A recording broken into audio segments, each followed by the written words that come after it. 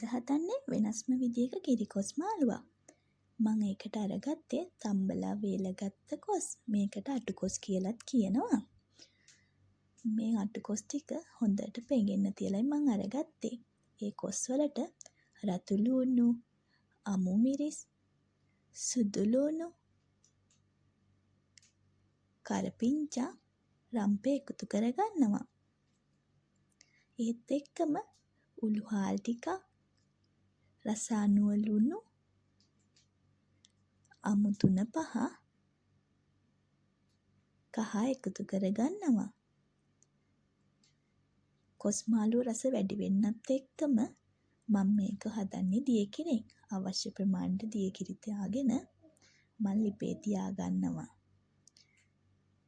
ඉතින් මේ තියෙන්නේ හොඳින් තැම්බුණ කොස් මාළුව.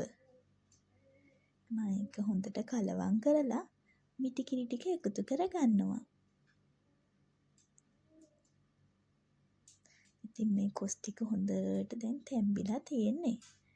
මම මේ කොස් එකටම තෙම්පරාදු කරගන්නයි හදන්නේ. ඉතින් අප ටික සුදු ලූණු, බී ලූණු, කරපිංචා, පොඩි කුරුඳු කෑල්ලක්, රම්පෙ ටිකක් එකතු කරගෙන මම හොඳට මේ ටික බෙදෙන්න තියනවා.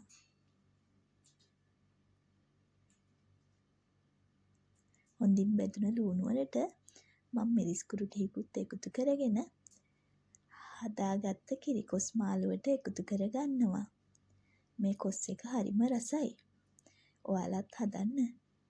කාලා බලන්න ඔයාලත් කොහොමද කියලා මේකේ රස.